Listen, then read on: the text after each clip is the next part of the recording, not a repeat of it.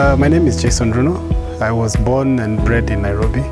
I can't say somewhere specific in Nairobi because I've actually grown up in so many places. We've moved to a lot of places growing up, which is actually, when I think about it, was a blessing in disguise, because it makes me I would like to think of myself as a person who relates to people and someone who's very relatable. I went to Daystar University. After Daystar, I did a year of film school, specifically focusing on acting for film in South Africa. I did that for slightly under a year. Olympic sports that Kenya may never and will never possibly participate in. All right, Kenya team, welcome to Nairobi River. This is where we're going to be practicing our rowing.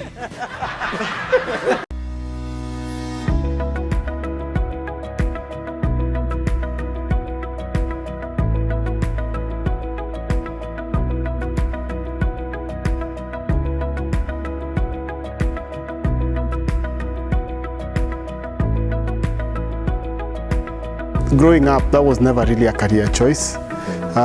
So actually, when I went to Daystar to study communication, it was, I think for me, was the closest. I was trying to get closest to production and performing arts as close as possible. After I finished my school, I worked as a news anchor for a very short time. So after that, I actually got a job as a cabin crew. I flew for 8 years of my life, which was a good experience because it got to expose me to a lot in terms of travel, in terms of just places and people, and also different cultures. That was it was a priceless experience. After that, I was retrenched. You all knew about the big retrenchment that KQ had, which was a total mess. It was then that I was forced. Now I was sure that I didn't want to be employed, so I wanted to start something that I'm passionate about, and that's how I actually got back into production. So I started this show called Because You Said So. I really thought it was just going to be one show, people are happy and they go home. But when they came, they really enjoyed the show and they were like, please do it again. So we had another show by public demand, sold a lot more tickets. After some time, did another show and still had a lot of people.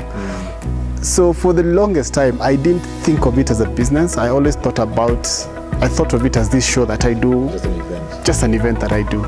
But with time, I started realizing that it's growing and growing and growing, and there was the need for me to now focus on this full time. So actually, all I do is I produce Because You Said So, among other shows, but I also MC and host events a lot. I would be lying if I said I had a plan. I honestly didn't. No business plan, nothing, just a cool idea. So I tried to find a venue, one that was free. I called friends of mine to start the show. I mean, I'd have loved to pay them, but I don't think if the show didn't make money for that first show, I don't think it would have been a big problem in terms of, oh, you didn't pay me. So I guess it's the people that you surround yourself with. It's never about the money. Money is an aspect, but it's about finding the right people. Finding the right people and the right partnerships. So I opted for Michael Joseph Center as a venue because, one, the venue is free. I got a friend of mine who's a graphic designer to help me with the posters. He was doing it as a favor. Of course, I paid him, but at the time, he was like, I don't mind helping you out. Because I'd also given him some other work on the side. So I heavily capitalized on relationships. Networks and relationship. That's how I started the event.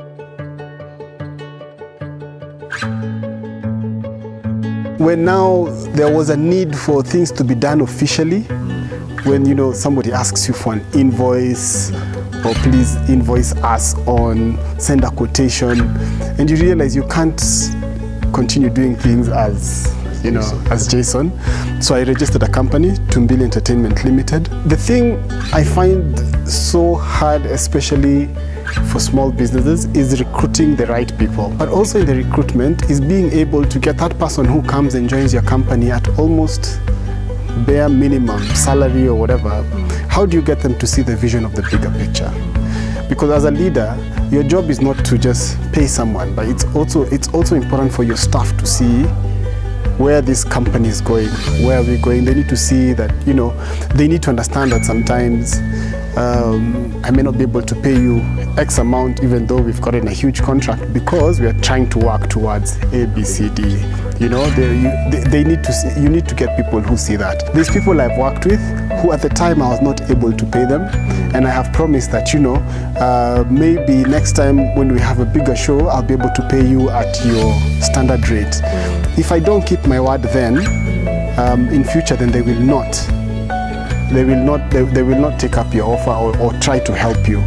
We have a very, very symbiotic relationship with our suppliers. We've done shows where sometimes maybe we didn't meet the numbers, yeah, but also for the person to know that it's fine, you didn't get your numbers, so I'll accept X amount today, but next time. But also when we've received, like, say, sponsorships and stuff like that, we didn't wait for them to ask.